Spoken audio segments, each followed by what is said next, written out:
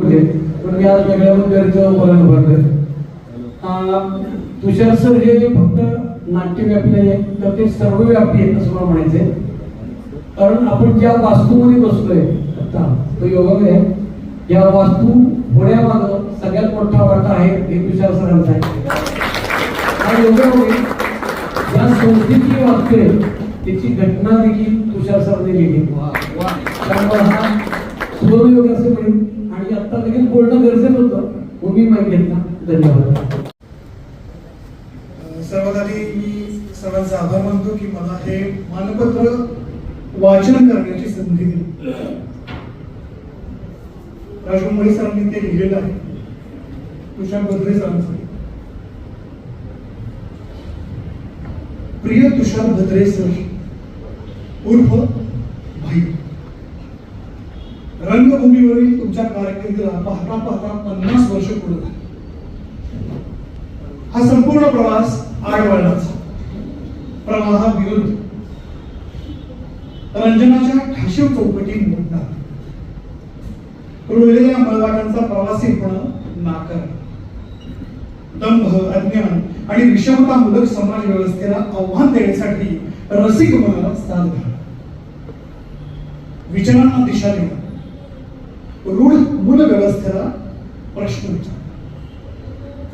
मुख्य म्हणजे नाटक ही अत्यंत गांभीर्यानं जोपासण्याची कला आहे. यावर नितांत श्रद्धा असणाऱ्या असंख्य रंगकर्मींची मजबूत फळीव आहे. असा खडतर प्रवास 50ला पोहोचणं हा खरतर दिग्विजयच. परंतु तुमची ऊर्जा ठाऊक असणाऱ्या रंगकर्मींसाठी हा सुवर्ण योग म्हणजे केवळ एक मध्यंतर. नाटक हा व्यवसाय म्हणून न स्वीकारता उपजीविका स्वतंत्र ठेवून नाटकाला जीविका बनवणं ही साधी गोष्ट आहे. ज्या रस्त्यावर अनंत धोके आवासून उभे असतात. अर्थकारणात सापशिडीचा खेळ पाहावा. म्हणूनच लौकिक अर्थाने ज्याला यश म्हटलं जातं ते जुगारून तुम्ही मिळवलेला लौकिक ठसठशीत उठून बसतो. पावलोपावली दमछाक करणाऱ्या या मॅरेथॉनमध्ये तुम्ही अजूनही धैर्याने, जिद्दीने आणि ताकदीने धावत आहात. म्हणूनच पावलोपावली नवे तुषार उसळी घेत आणि तुम्ही मशागत केलेल्या माळरानाचं आज हिरवागार शेत झालं आणि रंगछंदांचं भरघोस पीक. मागे वळून पाहताना चेहऱ्यावर समाधानाचं स्मितहास्य फुलून हेच खरं. आजचा सुवर्णयोग तुमच्या प्रदीर्घ तपश्चर्येचं फलित आहे. अंधश्रद्धा निर्मूलनासाठी गवोगव फिरून विज्ञानाचा जागर करणारा तरुण तुषार आज तुमच्या डोळ्यासमोर नक्की असते. ऑल पेन ॲज डेथ ची संहिता 1% लिहून काढणारा तुषार, शिमांच्या वेळानं प्रेक्षकांच्या काळजाचा थरकाप उडवणारा, भगवान, गजर यांच्यासारख्या एकांकिकांच्या माध्यमातून महाराष्ट्र काबीज करणारा तुषार, प्रायोगिक रंगभूमीवर कारान नावाचं वादळ आणणारा तुषार, स्वार्थानं गडबडलेल्या जगातील लादेंचा शोध घेणारा तुषार, आपल्या सवंगड्यांच्या बोटाला धरून रंगमंचाची बाराखडी गिरवून घेणारा तुषार. तुमची असंख्य रूप मनात साठवून आज आम्ही सगळे भाई, तुमच्या 50 वर्षांच्या प्रदीर्घ रंगसेवेला आम्ही 50 तोफांची सलामी देतो. परंतु कृपया निवृत्तीची परवानगी मागे मागा. रंगमंचाच्या जादुई चौकोनाला तुमच्यासारख्या साक्षी होकायंत्राची नितांत गरज आहे.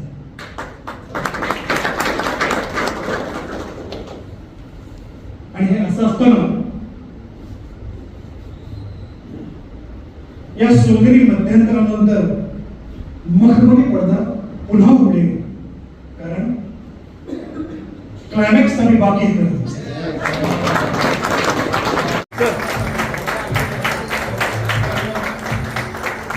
सर इकडे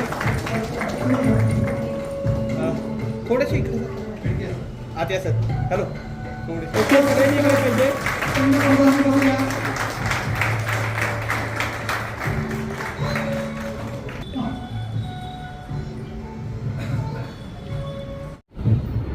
माहोल इतका चांगला झालेला आहे कार्यक्रम. सर्व नियोजन ठरल्याप्रमाणे झालेलं आहे आणि एक रंगत कार्यक्रम आणि तुषार भद्रे किंवा नुसतं तुषार या नावात काय काय समाविष्ट आहे, त्याची काय जादू आहे, त्याची काय मोहिनी आहे, हे आपण आता या सगळ्या व्हिडिओमधून केलं. मी स्वतः या शहरामध्ये 1970 साली शिक्षणासाठी म्हणून त्याला प्रस्ताव होतं. या 55 वर्षापैकी कमीत कमी 40 वर्षे तरी तुषार होते. तो 50 मध्ये या नाट्यसेवेच्या याचा सुवर्ण महोत्सवात आहे. 1975 पासून त्यांनी या कार्याला कुठेतरी आरंभ केलेला आहे. या धडपडीमध्ये तो सामावला गेलेला आहे. आणि मी साधारणतः 70 नंतर इथे आल्यानंतर 72-73 पासून डॉक्टर नरेंद्र दाभोळकरांच्या चळवळीमध्ये समाविष्ट झालो, सहभागी झालो. ती जवळपास आज सगळ्यांनी केलं आहे. या सगळ्या मधल्या टप्प्यामध्ये वेगवेगळी अनेक ठिकाणी तुषार मला भेटले. 40 वर्षापूर्वी किंवा 45 वर्षापूर्वी तुषार हा मला एकटा भेटलेला नाही, हे पण तुषारच्या जोडीला मधुकर फल्ले हे आसामी कायम आहे. तुषार आणि मधुकर फल्ले ही जोडी काय त्याला पण समाज म्हणून अशा प्रकारची जोडी आणि अनेक उपक्रम अनेक त्यांनी चालू केलेली नाट्य एकांकिका या पाहण्याचा सुद्धा योग मला त्या वेळेला आलेला. मी नेहमी असा विचार करतो की एखादा कलावंत, एखादा नाटककार त्याची सगळी ऊर्जा या नाटकामध्ये किंवा आपल्या कलेमध्ये ओततो. त्याचं पुढे काय होतं हा एक प्रश्न आहे. दुसरं म्हणजे हे तो का करतो, या करण्याला काय अर्थ काय,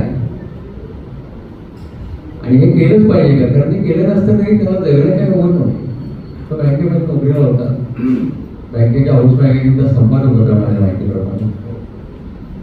मी आमच्या एलआयसीच्या हाऊस मॅगझिनचा संपादक असल्यामुळे आमच्या मधून चर्चाही चालायच्या अंकाच्या विषयी.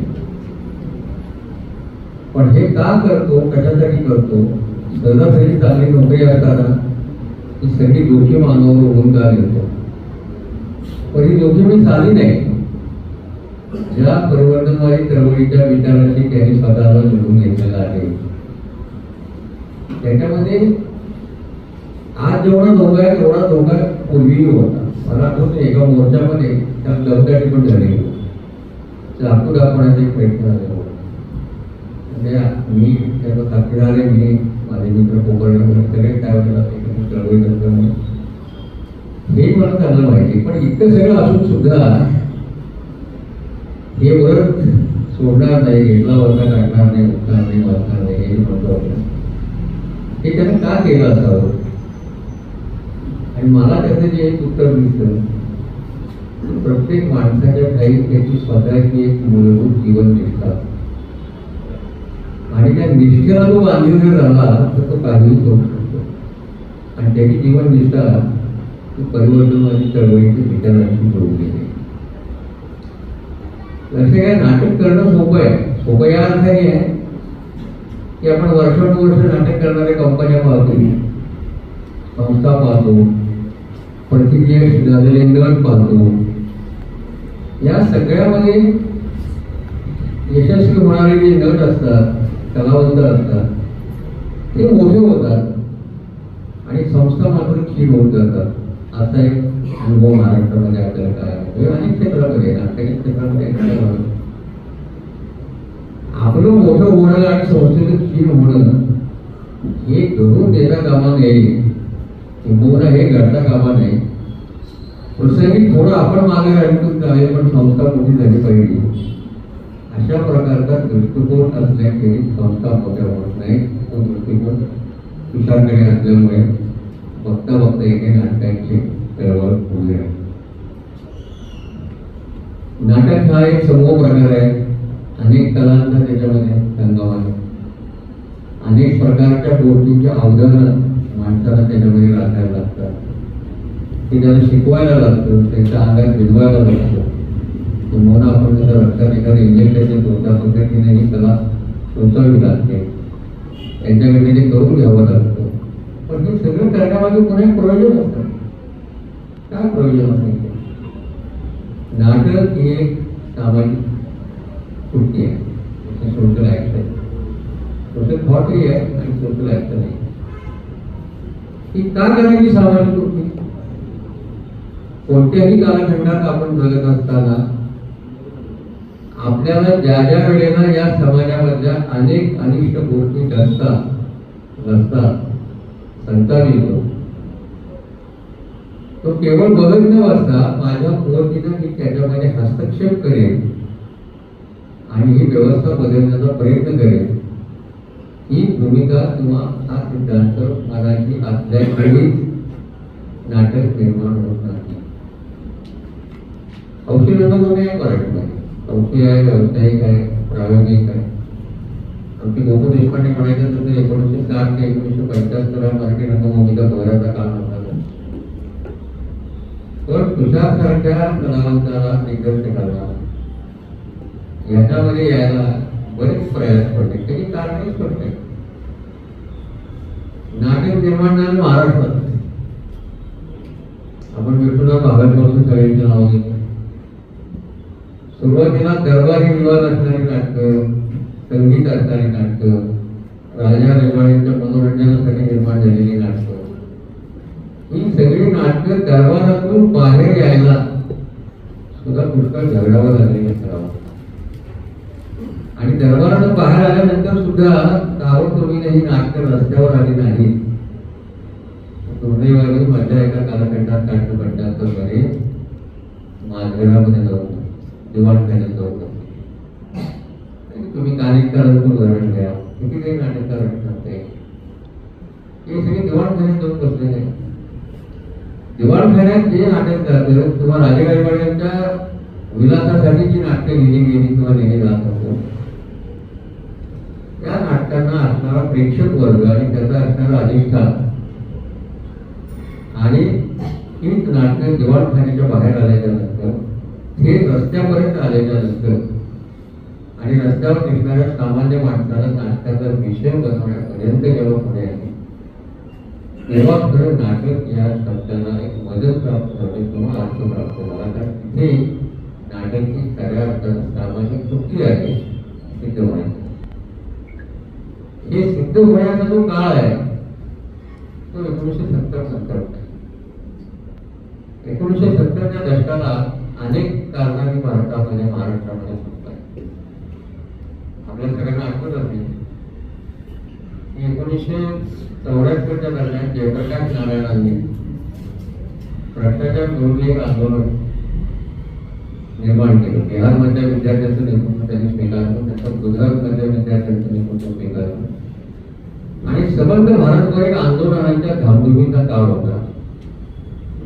स्वातंत्र्याची मिळालेली फळं त्या वेळेपर्यंत 25 वर्ष झाल्यानंतर सुद्धा सरसकट सगळ्यांपर्यंत पोहोचलेली नव्हती.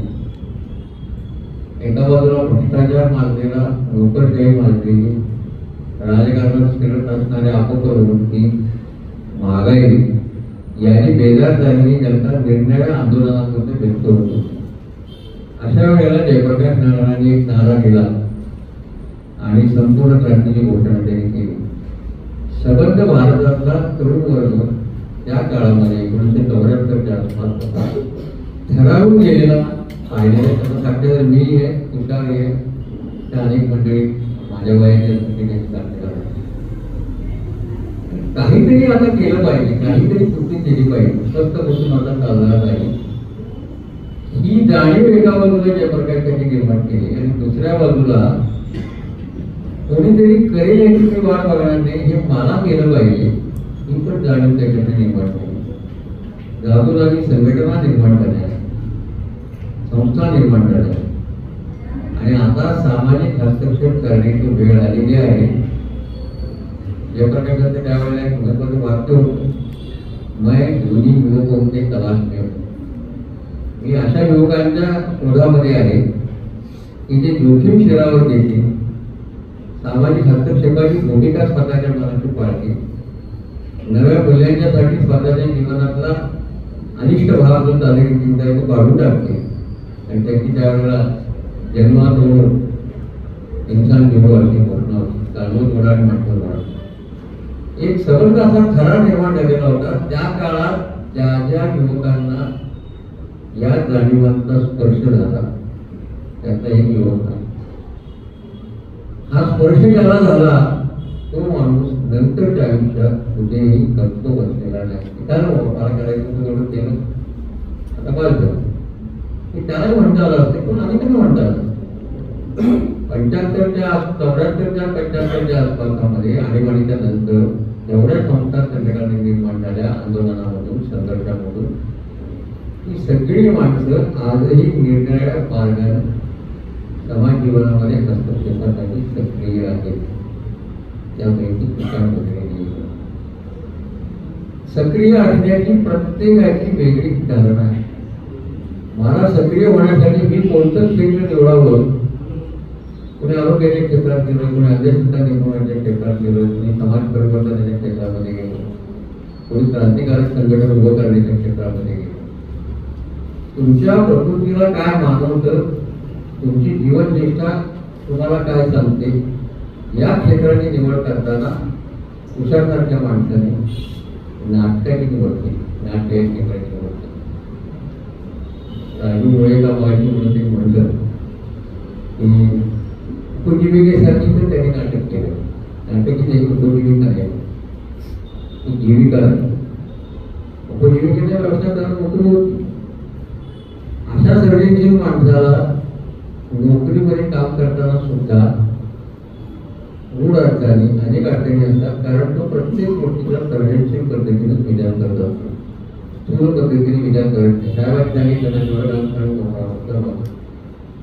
ही भूमिका त्यांनी कधीच ठेवली नाही. कारण त्यांनी ज्या वेळेला बिहारीचा निर्णय घेतला त्यावेळेला माझी त्याची चर्चा झाली. तुम्हाला सांगते कोर्टामध्ये बोलवणार कोर्ट होतं एवढे मला. आणि आता ही आठवण वेळ आहे, म्हणजे हा क्षण आहे की माझ्या त्या सर्व क्षमता या एका गोष्टीसाठी मला पणाला लावायच्या आहेत. त्याच्या आड काय येत आहे, त्याच्या नोकरी येते नोकरी सोडून ते नोकरी सोडून त्या क्षणापासून एका नव्या तुषार बर्वेचा जन्म झाला. तो तुषार बर्वे जो नव्याने जन्माला आला तो एका बाजूला या नाटकाला स्वतःचं आयुष्य त्यांनी अर्पण केलं. पण नाटकामध्ये सांगायचं काय, पुन्हा मागाचा मुद्दा आहे. ज्या वेळेला या सगळ्या नव्या जाणीवांचा स्पर्श अशा माणसांना होतो तेव्हा नाटकातून काय सांगायचं याचा आशय एका अंगाने दडून गेला. समाजामध्ये दिसणारा वंचितपण, वंचित समुदाय, वंचित लोक, अनेक पदवी शोषणाने व्यापलेला सगळा ग्रामीण समुदाय आणि या समुदायाचा आणि तुषार करत असणाऱ्या आधीच्या पिढीच्या नाटकांचा संबंध काय, किती संबंध. आधीच्या पिढीच्या नाटकांनी मध्यमवर्गीय जाणीवा फारशा ओळखल्या नाही. आमचे गोकुळ देशपांडे नेहमी असं सांगायचे, वसंत कानेटकरांच्या नाटकामधलं बाई माणसाचं जे पात्र असतं त्या डोळ्यात येणारे आशू सुद्धा माफक असायचे की एका सेकंदात पुन्हा मावायचे. आल्या मनस्तर केले. अशा प्रकारची नाटकं ज्या कालखंडात निर्माण झाली त्या कालखंडामध्ये नाटकाची जी पोच आहे समाजामध्ये ती पोच अतिशय पर्यायी. एका बाजूला ती पोच आणि दुसऱ्या बाजूला स्वातंत्र्य मिळाल्यानंतर वंचित राहिलेल्या सगळ्या समुदायांच्या वाढलेल्या अशा अपेक्षा आकांक्षा त्याच्यामुळे ते करत असलेली आंदोलनं, उपोषण, संघर्ष, अगदी तुरुंगात करण्यापासून अनेक गोष्टी असतील, दुष्काळानं भोगलेली माणसं या सगळ्यांचा या नाट्यसृष्टीशी संबंध आणणं हे ज्या पिढीने आपलं कर्तव्य मानलं त्या पिढीचा हा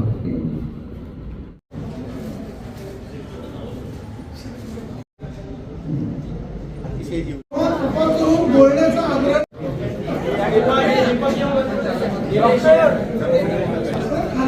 सर आप सरका ना हॅलो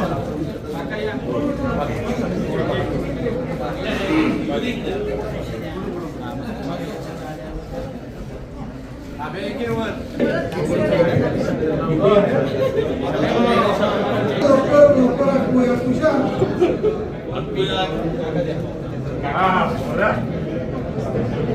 जय गुरु ते दोघांचाच काळ आहे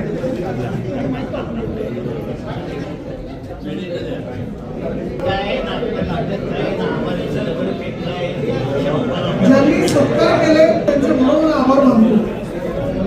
ओके सर इकडे दादा मोबाईल या साईडला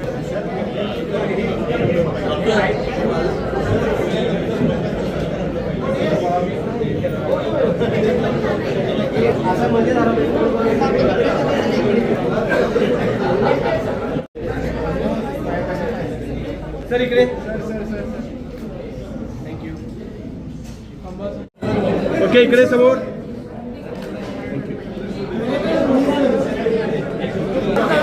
आणि आता तुषार सर बोलतील. मी अशी विनंती ओके, करतो समोर. तुषार सरांनी माईक ताब्यात घ्यावा. कृपा करून बसून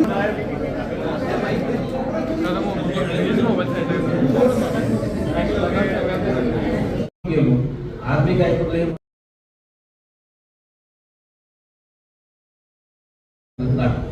आणि म्हणून मी मला वाटतं की माझी एनर्जी किंवा माझं जे काय आहे ते अजून टिकून असावं. कारण आपण फारच ह्याच्यामध्ये म्हणजे मगाशी म्हणाले की बाबा हा एका बाईटमध्ये माझी माणूस कन्या तिनं हा सगळा घाट घडवून आणला आदितीनं आणि सचिन आणि ह्या सगळ्या मंडळी हादी नावाचा ग्रुप आहे फॅमिली ग्रुप आहे आमचा.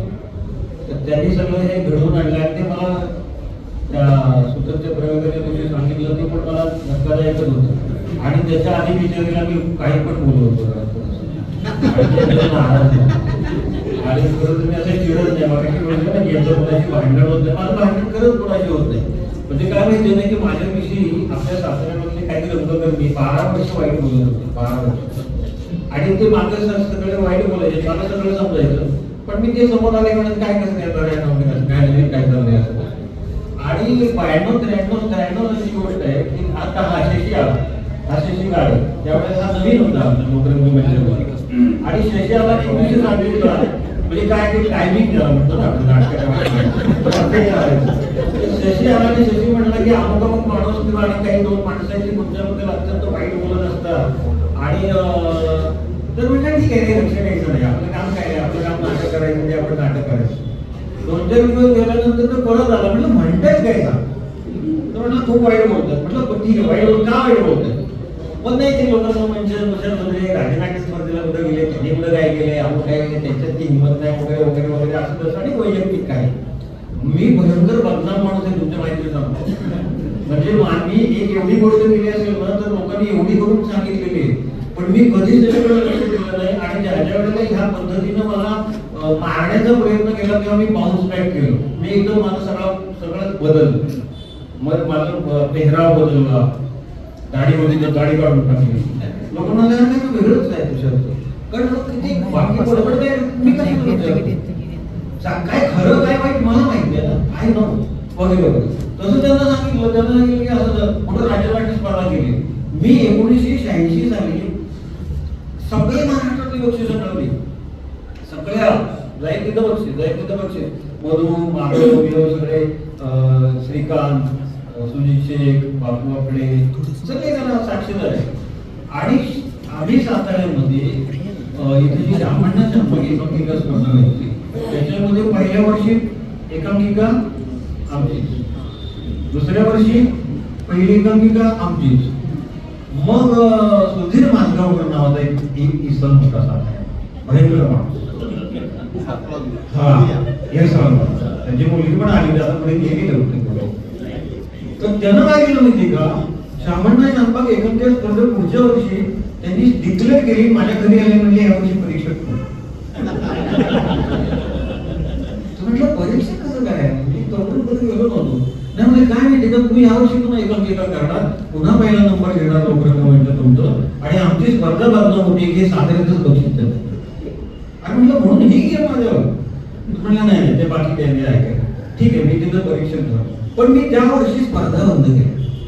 म्हटलं आता आपण स्पर्धा कुठलीच करायची नाही, आता आपण स्पर्धेत पलीकडचं जाऊन नाटक करायचं, नाटक रुजवायचं, नाटकाचा माहोल टिकवायचा, आणि चळवळ म्हणूनच नाटक आपण सुरू केलं. लोकराज्यांची ब्रीदवाक्यच होतं की लोकांच्या प्रश्नासाठी निर्माण केलेली नाट्य चळवळ. स्पर्धा हे आपलं निमित्त होतं, पण त्याच्या व्यतिरिक्त आम्ही प्रयोग करत होतो. विज्ञान जागराचे शेकडो हजारो प्रयोग केले. आणि आता राजू इथं आहे, राजूनं ते सगळं लिहिलंय आज माझ्याबद्दल.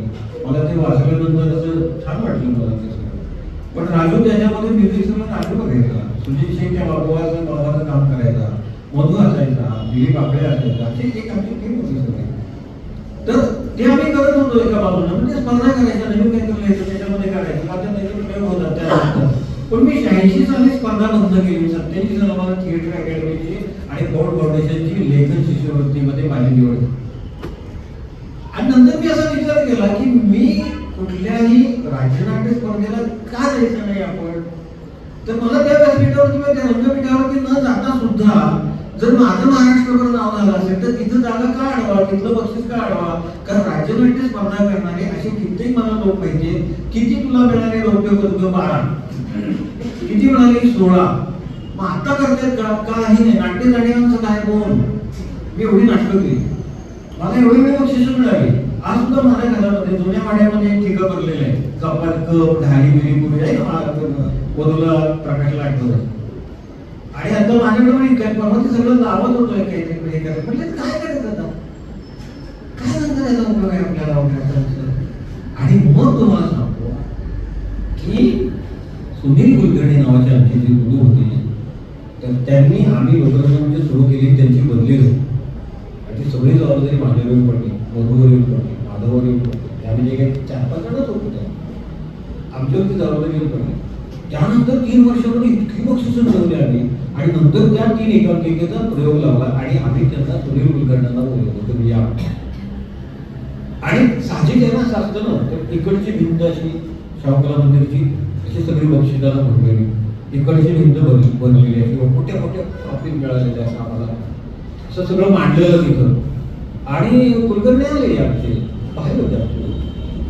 आल्यानंतर मी म्हटलं बघा काही अरे वा म्हणजे छान, म्हटलं इकडं पण आहे, म्हटलं छान. तर मी आपलं गमतीनं म्हटलं तुमच्याकडे असं काही आहे का?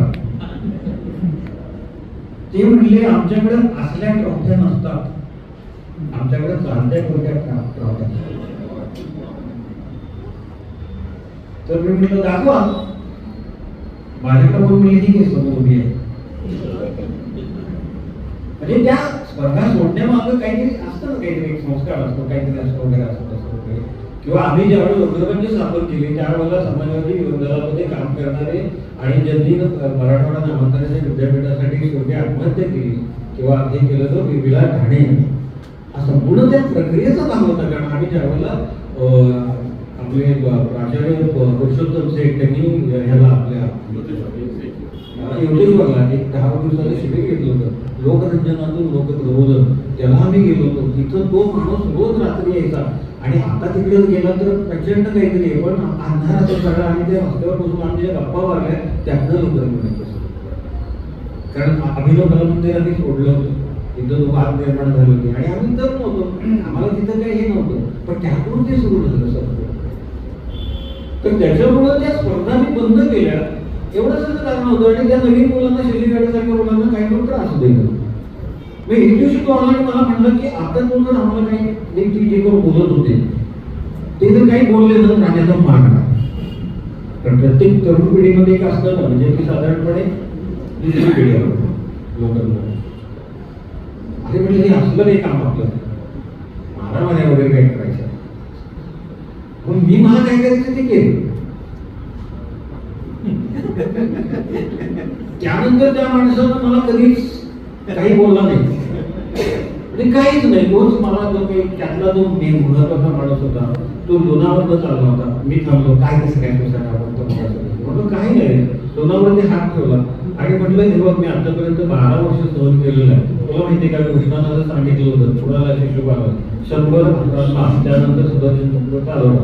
तर 12 वर्ष मी ऐकलेलं आहे, आता मी ऐकणार नाही. मी नुसतं असं केलं.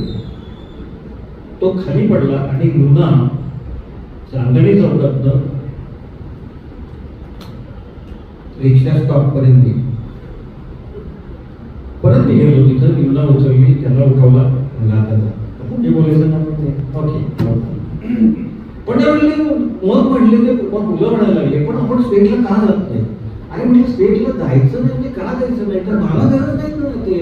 मी माझं एक संपूर्ण महाराष्ट्रात आपल्याला माहिती झालं की आपण कशाला त्या स्पर्धेमध्ये अडकाणी करा वगैरे वगैरे वगैरे. तर म्हणले असं नाही, पण आपण करूया असं. मग मी घरी गेलो रात्री 12 वाजता आणि रात्री 2 वाजेपर्यंत विचार केला काय करायचं. 94, 93, 94 झालं होतं.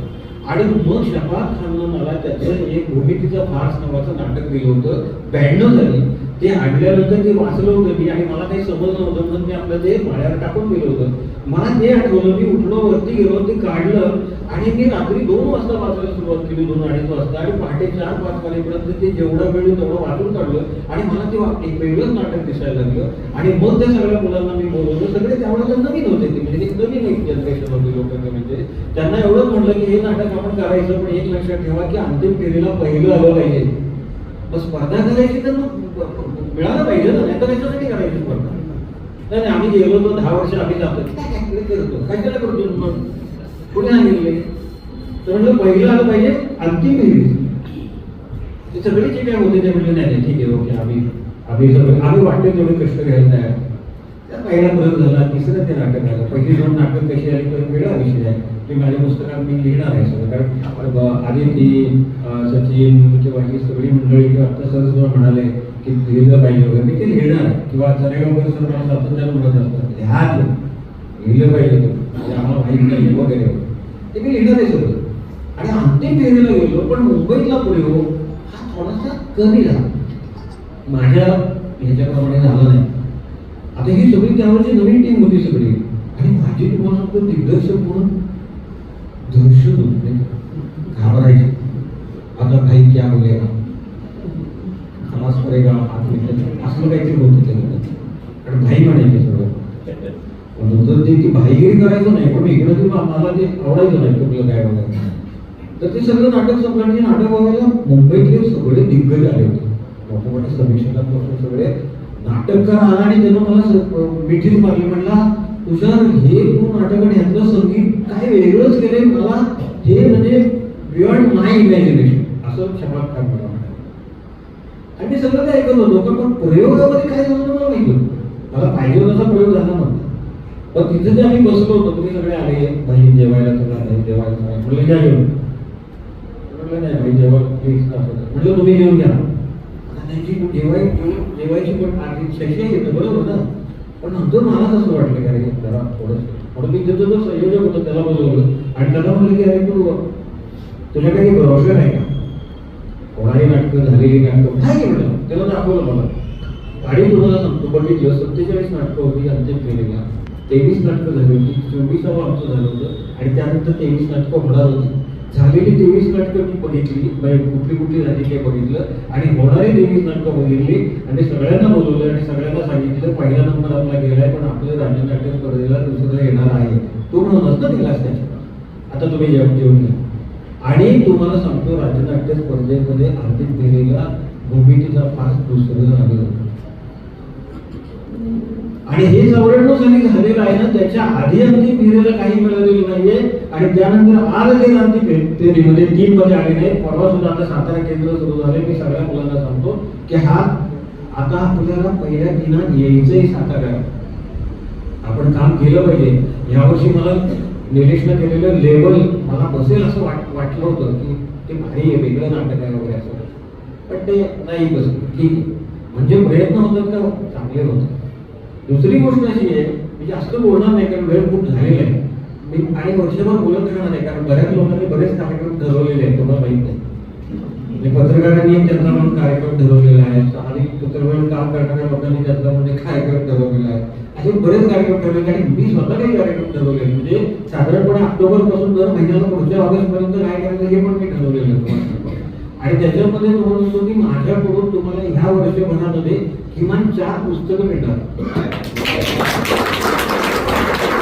त्याच्यामध्ये एक पुस्तक आता असणार आहे की ते पुस्तक म्हणजे जसं मी 95-96 साली त्यावेळेला आमच्या ग्रुप मधल्या 2 मुलींची तयारी करून घेतली होती आम्ही, वैशाली राणे मंडिक आणि सोनाली पंडित, आणि त्यांनी एनएलटी साठी ऍप्लिकेशन केलं होतं. त्यांची तयारी वगैरे सगळं करून घेतली होती आणि तिथे गेले आणि त्यावेळेला राम गोपाल बजाज हे त्याचे एनएलटीचे प्रमुख होते आणि मुंबईमध्ये त्यांच्या ऑडिशन झाल्या आणि ऑडिशन फक्त झालं त्या ऑडिशन आणि ऑडिशन झाल्यानंतर त्यांनी मला सिलेक्शन करताना काय केलं 3 नाही तर 4च एका स्टेट मधून घेतला.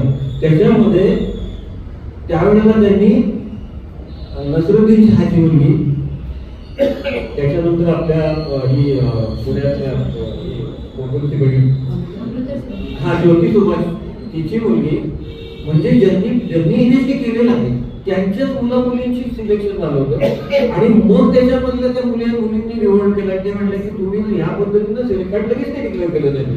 अशा पद्धतीनं तुम्ही जर करणार असाल तर मग आमच्या सारख्या किंवा छोट्या गावापर्यंत आम्हाला संधी कशी मिळणार, तर तुम्ही असं करायला ना पाहिजे. तर त्यांनी असं उत्तर दिलं की नाही असं करा, तुम्ही काही साताऱ्यामध्ये ऍक्टिव्हिटी चालू करा. म्हणजे हो चालू लोकरंग संस्था आहे ते असे तुषार वगैरे त्यांनी आमची तयारी करून घेतली काही ज्या बोलणं झालं. तर ते म्हणजे त्यांना सांगा की एनएसटीला साताऱ्यात बोलवा, आम्ही साताऱ्यात येऊ 1 महिन्यापर्यंत वर्कशॉप करा असं मी सांगितलं. त्यांची बोलवड केली. साताऱ्यात आल्यानंतर त्यांनी जेव्हा मला हे सांगितलं त्या दिवशी मी निर्णय घेतला की आता मी साताऱ्यामध्ये एनएसडी मधनं पासआउट होणाऱ्यासाठी कलावंत साताऱ्यात घडवणार. आणि तुम्हाला सांगतो मी विचार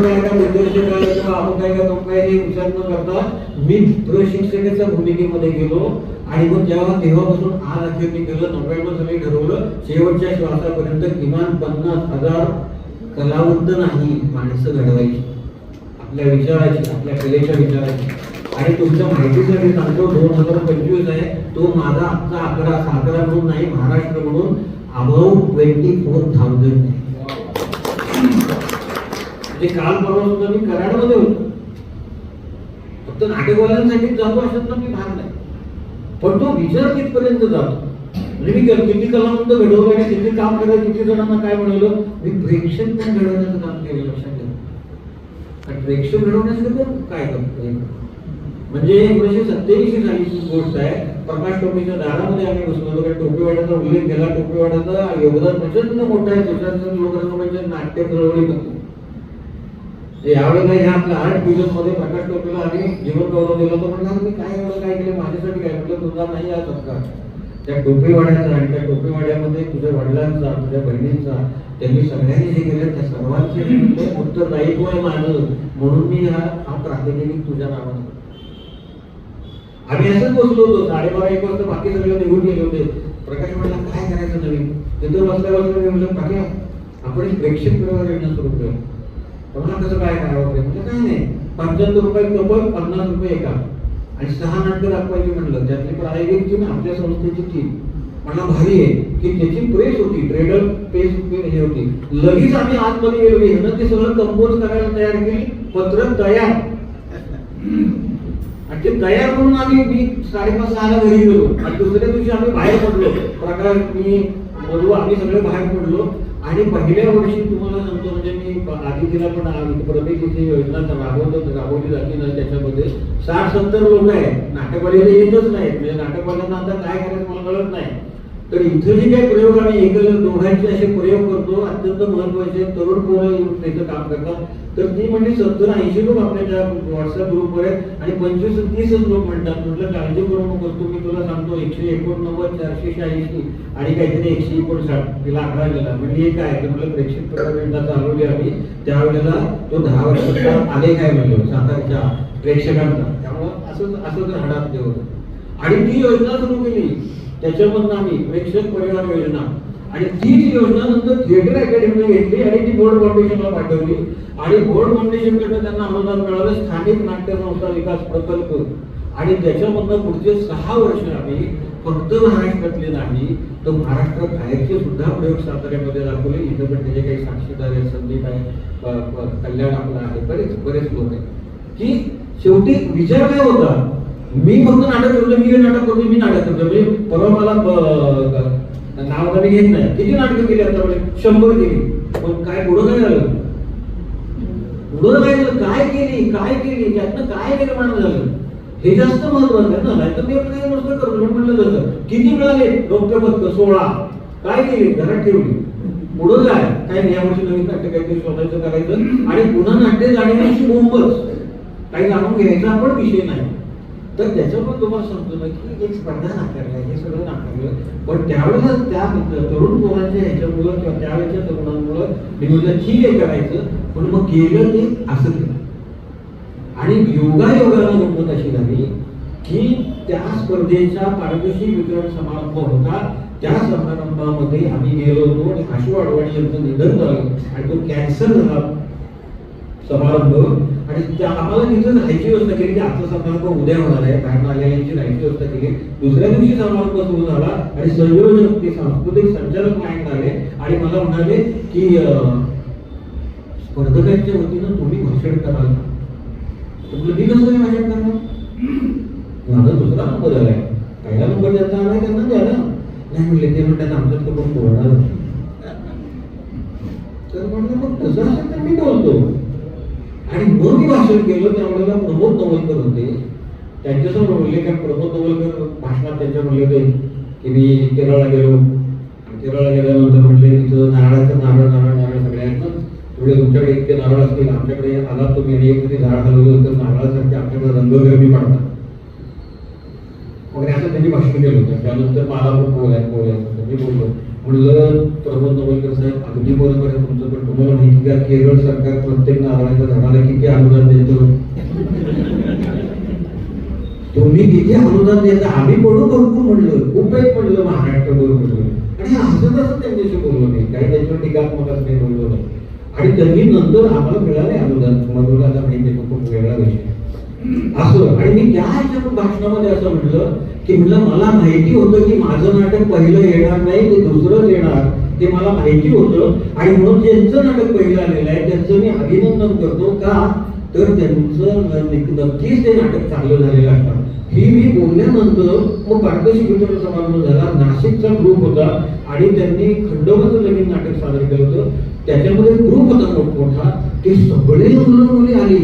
आता मी काही त्यावेळेला 94 साली काय 34 वर्षाचं होतो, भाकरा काही नव्हतं मला. असं तो अख्खा ग्रुप, त्याच्यातले सर्व वयोगटातली माणसं होती ना, ती माझ्या पायाच पडायला लागली. मला काहीच कळणार. म्हणजे हे काय म्हणजे काय म्हटलं, असं का करता तुम्ही. नाही म्हणले आम्ही अनेक वर्ष म्हणजे राज्यनाट्य स्पर्धा करतोय, परंतु दुसरं आलेलं नाटक ज्यांचं आलंय तो माणूस व्यासपीठावर म्हणतोय की आमचं माझं दुसरंच येणार होतं आणि माझ्यापेक्षा चांगलं झालेलं पहिलं आलेलं म्हणजे ते चांगलंच नाटक असेल, हे आम्ही व्यासपीठावरनं पहिल्यांदा ऐकतोय. खाजगीत पण बोलत नाही पहिले लोक एकमेकांच्या. तर त्याच्यामुळे असे खूप अनुभव आहेत आणि खूप आहेत. मगाशी जर मुद्दा सगळे म्हणाले की मिशनरी असा एक त्यांनी उल्लेख केला. तर तुम्हाला सांगतो मी साधारणपणे आता आम्ही पहिले 4-5 जण होतो. नंतर मग 83-84 ग्रुप वाढत गेला. एक वेळ अशी आली की 72-75 मुलं मुली होती आणि एक वेळ अशी होती की आम्ही सुनील कुलकर्णींच्या बरोबर जायचो की बाबा नाटकात काम करणारे मुलगी पाहिजे. त्या ह्याच्यामध्ये आरंभमध्ये छान एक काम केलं होतं, त्यांचं नाव घेत नाही स्वतःच्या जायच्या, सध्या इथं नसतात, त्या फॉरेन नसतात. त्यांच्या घरी गेलो आम्ही आणि आम्ही नाटक बसवणार होतो, इकडे नाटक बसवणार होतो. आम्ही त्यांच्याबरोबर गेलो. तिथे गेल्यानंतर त्यांनी म्हणजे या बसा चहा पाणी दिलं वगैरे. ते का आलं नाही म्हणजे तुमच्या मुलीनं आता चांगलं नाटकात काम केलं कॉलेजच्या गॅदरिंगच्या, तर आम्ही असं राज्यनाट्य स्पर्धा करणार आहे नाटक आम्ही, तर त्याच्यामध्ये ते तिनं काम केलं तर आम्हाला आवडेल, तर तुम्ही परवानगी द्यावी. तर ते साताऱ्यात असं म्हणले होते. हे बघा कुलकर्णी म्हणजे त्यांना बोलले की आपल्या बरोबर होतं, तुम्ही ऐकलेलं की आबरू हा तुमचा दागिना आहे, कशाला आमच्या मुलीला नाटकात काम करायला घेतात.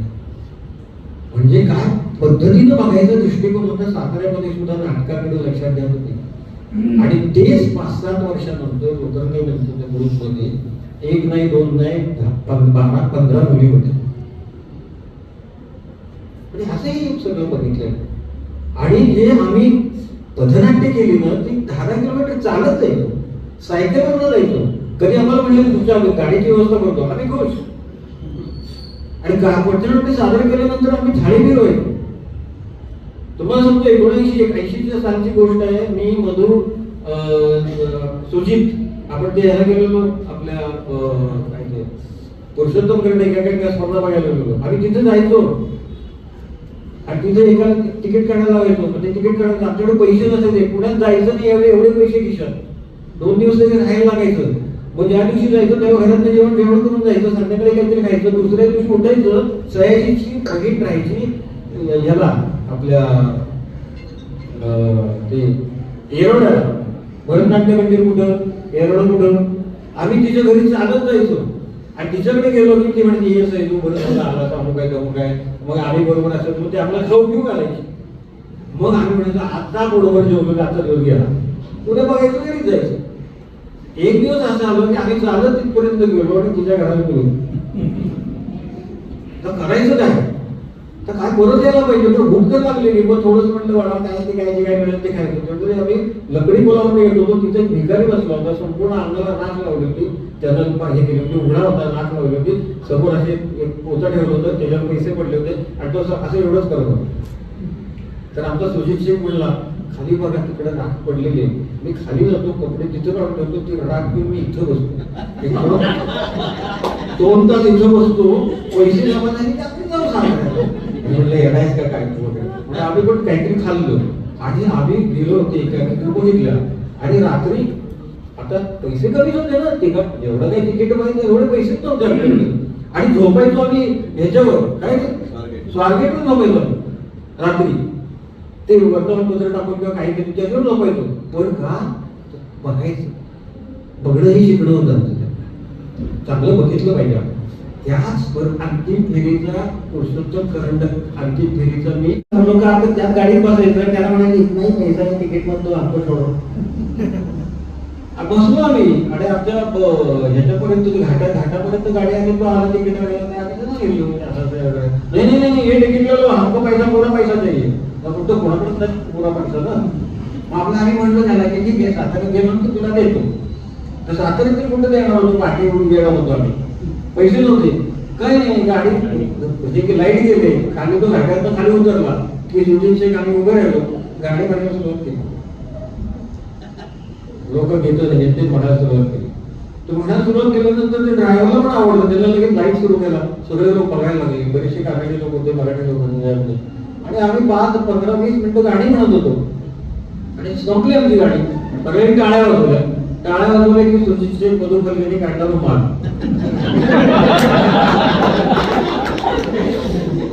असे पैसे गोळा केले आणि मग त्या कंडक्टरच्या शेजारी जाऊन बसलो. कितना देणे काय तो पण खुश झाला. त्याला ते आवडलं. ते दिले पैसे. 7:30 आम्ही स्टँडवर उतरलो आणि मग बाहेर तिथे जे काही मिळतं ते खाल्लं आणि आम्ही गेलो.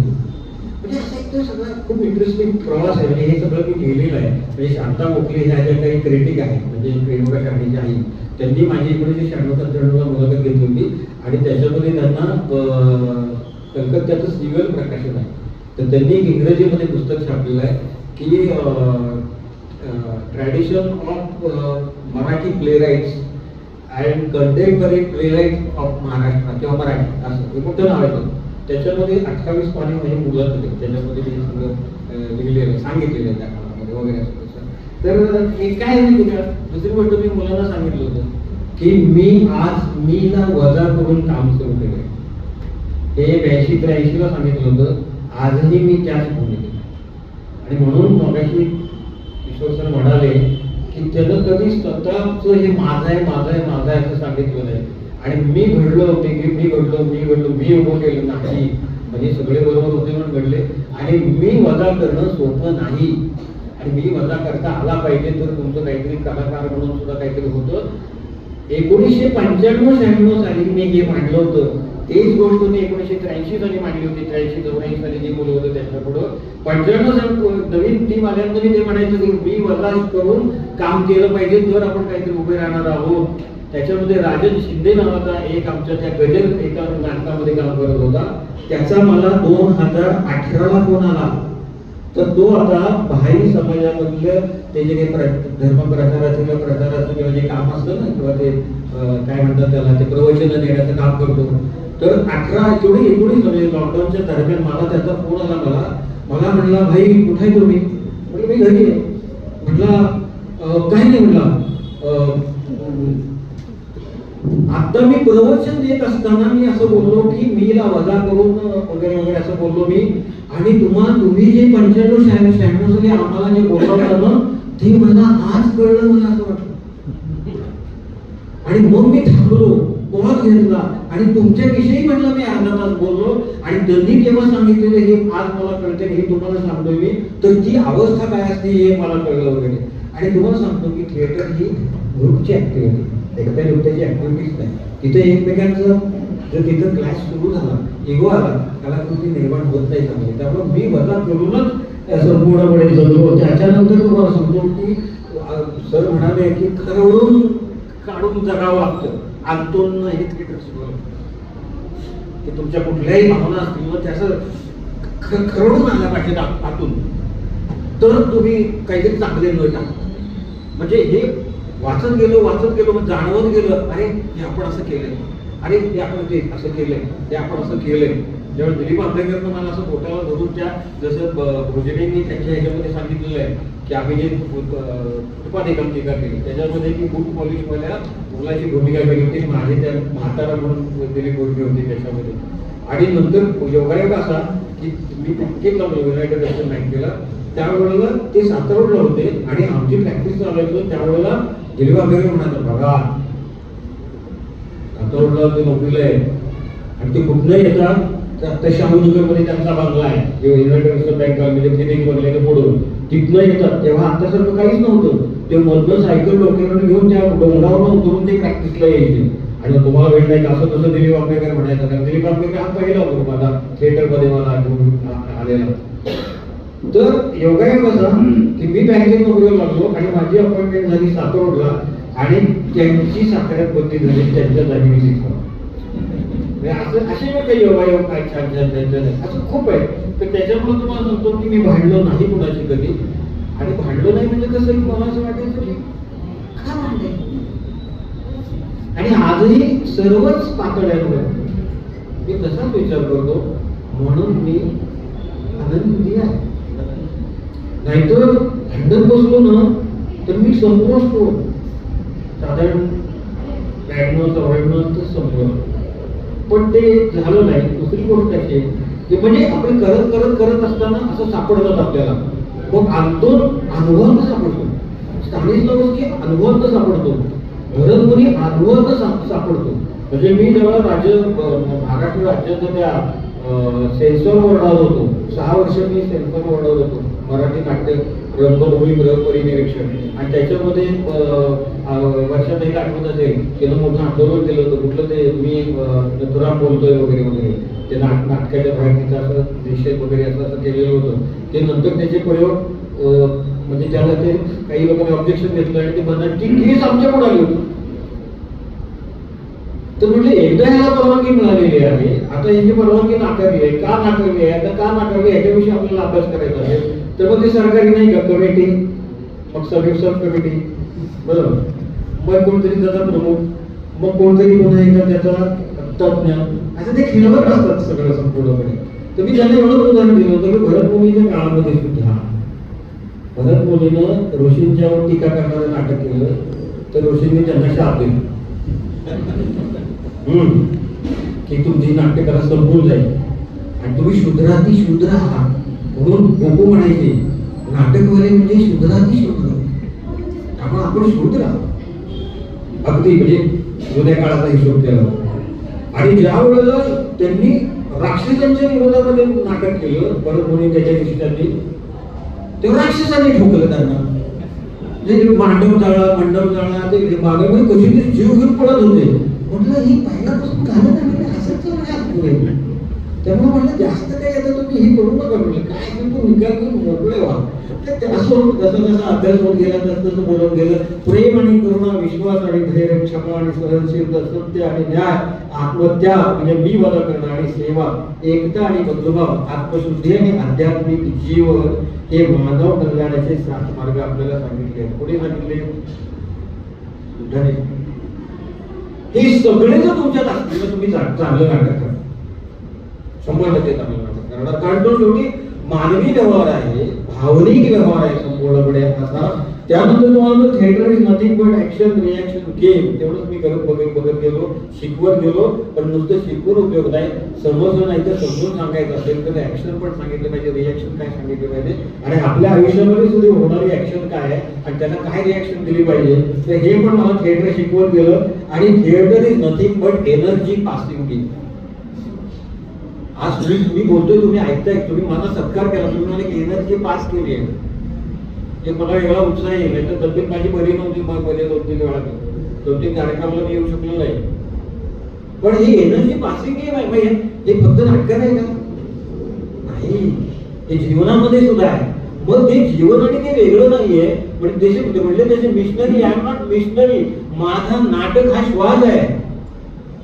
कारण मी मुलांना शिकवतो, ध्यान भी सब छूट आहे, श्वास बना. श्वास एकदा तुमचा जे काही करताय त्याचा श्वास झाला की तुम्हाला श्वास घ्यायला सांगायला लागतं. आता 28 तारखेला 65 वर्ष पूर्ण होतील मला, आणि 66व्या वर्षात पदार्पण करणार आहे. 65 वर्ष मी श्वास घेतोय, आता 8 दिवस विश्राम. असं आपण करू शकतो का? म्हणून मग तो श्वास आहे.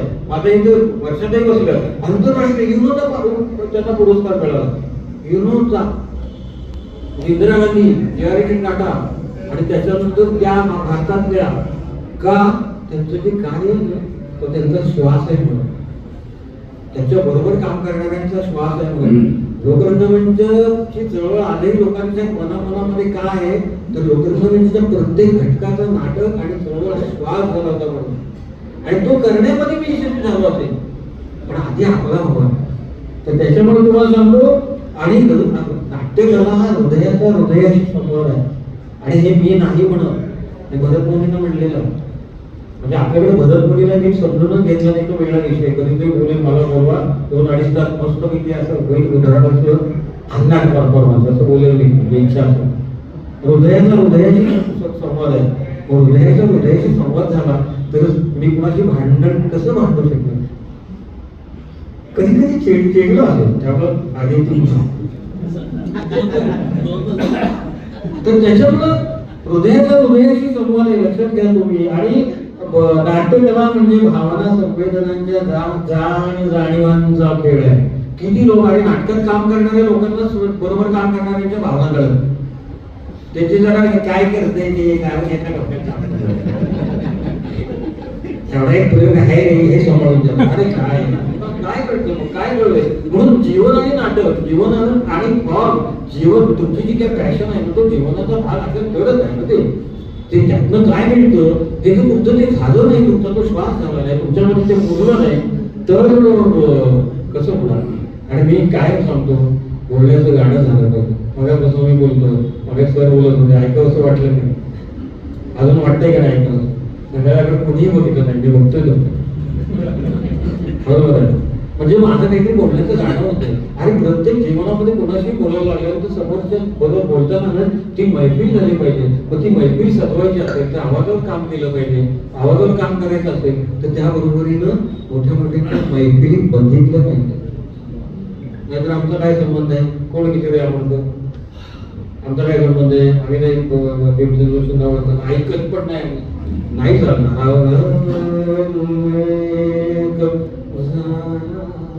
काय म्हणतोस काय? अरे बोल ना माझ्याशी. किशोरीच्या स्वरातनं मला कळतं माझा काय, पण मी नाही ऐकत. म्हणून तुम्हाला सांगतो, आधी बोलत नाही, ऐतिहासिक नाटक लिहिणार नाही हुशार असं तू म्हणाला. पण तुम्हाला तसं माझ्या डोक्यामध्ये एक नाटक ऐतिहासिक आहे.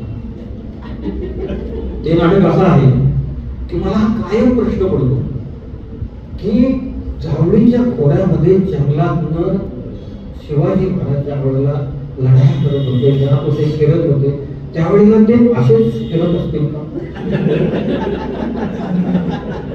असा मला प्रश्न पडतो. त्यांचे जसं भरदारी कपडे असतील का, तो पडणार नाही याची काळजी करत ते म्हणत असतील का दादा हाताने चालला असं म्हणतात तर नाही. मग माणूस म्हणून शिवाजी महाराज. तर हे काही कुठेतरी मला मांडायचं किंवा आहे डोक्यामध्ये सांगू माझ्या कधी येईल मला माहीत नाही. आणि दुसरी गोष्ट तुम्हाला सगळ्याला सांगतो, तुम्ही नाटकात काम करा किंवा करू नका, तुम्ही प्रेक्षक असा काही असा, पण तुम्हाला सांगतो अरिस्टॉटलनं बेसिक सांगितलेलं आहे की तुझं शरीर हेच वाद्य आहे आणि त्याचा वादक तूच आहे. आणि मग जर ही वाद्य असेल तर हे कुठलाही वादक वाद्य लावल्याशिवाय वाजवत नाही, हलगी तापवल्याशिवाय वाजत नाही, ढोलकी काढल्याशिवाय राजूची गरुजी वाजत नाही.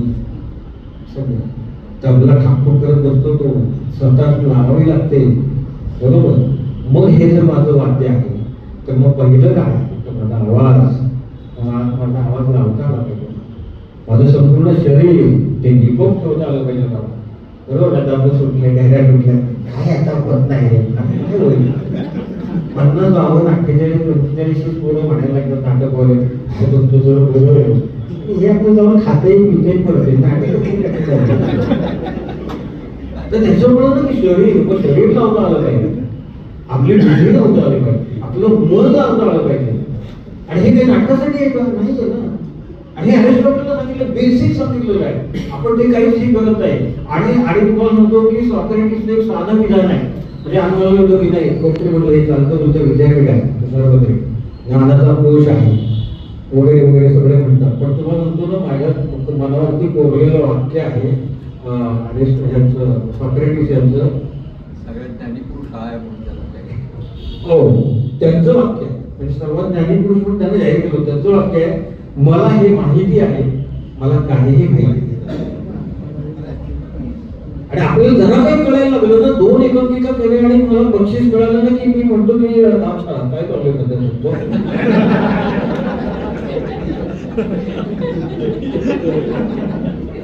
बाळूराचे लावले खूप अनुभव आहे सांगितलं आहे. आणि पण त्यामुळे तुम्हाला सांगतो ना की नाटक हे पुन्हा नटाचं माध्यम आहे. लक्षात घ्या नटाचं माध्यम. मगेश्वर म्हणाले ना की इतकं केलं काय नाटक शिकलं काहीच नाही. आणि हे नटाचं माध्यम आहे. हे कोण म्हटलं भागवत म्हणलं तुझा हे काय तुझ्याकडे आता. पण जवळजवळ 35 वर्षानंतर प्रकाश टोपे शिवाजी विद्यापीठामध्ये गेले आणि टॉयलेटला गेलेले असताना तिथं एक माणूस विद्यापीठामधला होता. त्यांनी प्रकाशला बघितलं आणि बाहेर आल्यानंतर म्हणलं धाकवांमध्ये तुम्ही काम केलं होतं.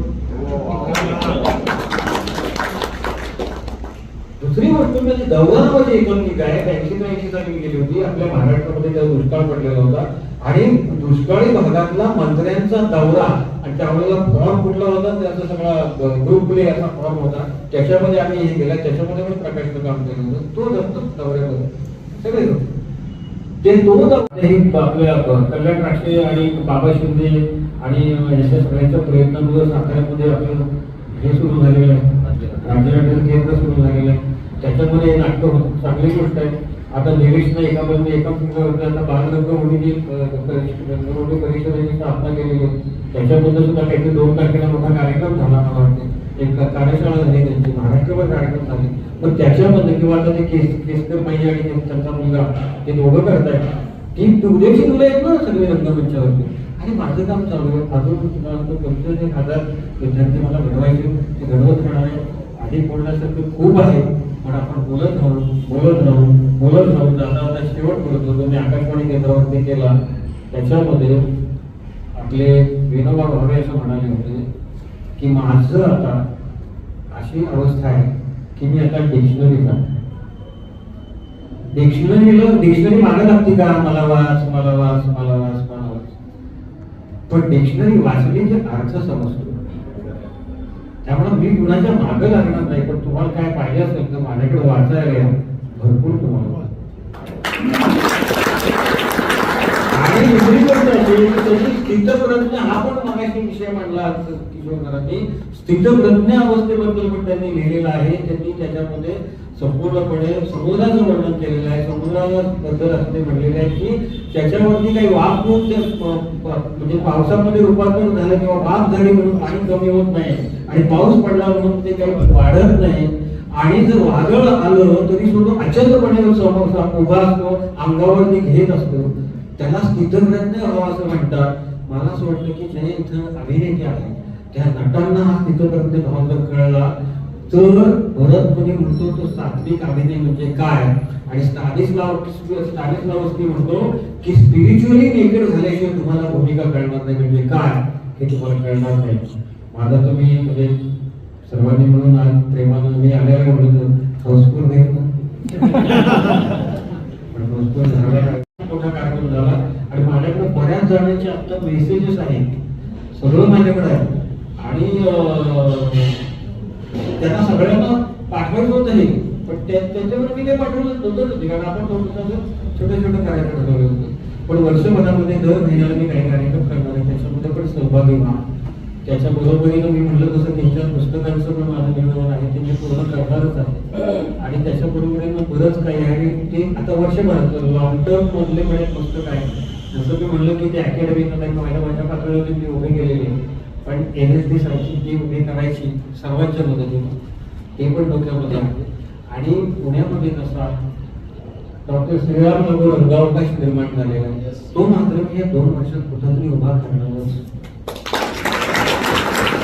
आणि त्याच्यामधनं उद्याच्या मुलांना तिथं मिळणार आहे काही नाही असायचं एकदम बरंच आहे. एवढं आहे आता तेवढा वेळ नाहीये. तुम्ही मला शांतपणे ऐकून घेतलं आणि मला 50 वर्ष सहन करत त्याबद्दल मी आभार मानतो. हा सत्कार केला मी तो इथून बाहेर पडल्यानंतर विसरून जाणार आहे. आणि खरंच काही त्यातल्या लोकांनी म्हटलं होतं ना ते माझ्या लक्षात नव्हतं. आबा शिंदे म्हटलं की सगळे पैसे आपण मला गेले होते आणि मुंबईत गेले मला उपयोग पडले, हे माझ्या लक्षात नव्हतं. कित्येक मला रस्त्यामध्ये भेटतात, स्टँडवर भेटतात, वेगवेगळ्या गावांमध्ये भेटतात आणि येतात आणि ते पाया पडतात. हा मोठेपणा नाही, पण मला कळत नाही की माणूस का पाया पडते, कोण आहे. काहीतरी रेफरन्स देतो, सर त्यावेळेला मी तुमच्या बरोबर होतो, सर तुम्ही त्यावेळेस मला हे म्हटलं होतं. तर हे काय माहिती का, देणं आहे. काय म्हणलं बुद्ध, काय म्हणला, चालत राहा, वाटत राहा. एक शिष्य त्यांना म्हणाला तर तुम्ही मला वाटायला सांगताय, खरं तर मला काहीच मिळालेलं नाहीये, पण तुम्ही म्हणताय काही बरंच काही तुला मिळालेलं आहे आणि तुम्हीच म्हणताय वाटून टाक, भले काही असू द्या, मला काही मिळालं मला माहितीच नाही, पण तुम्ही म्हणताय म्हणून म्हणतो की काही तुम्हाला काही मिळाले म्हणून वाटून टाक. म्हणजे वाटायला सुरुवात करतो, संपलं तर काय करू. त्या बुद्ध म्हणाले आणि वाटायला सुरुवात कर. आणि काही वर्षानंतर बुद्ध जेव्हा पुन्हा त्याला भेटले त्यावेळी तुझं आता कसं चाललंय, म्हणलं छान चाललेलं आहे. म्हणले काय काही कमी पडतंय का, नाही म्हणलं वाटायला सुरुवात केली, संपतच नाही. तुझ्या वगैरेची ही भूमिका आहे, ते वाटलं पाहिजे आणि वाटण्यानं वाढत राहतं. माझं काहीही संपत नाही, हे मी का लक्षात ठेवत. धन्यवाद.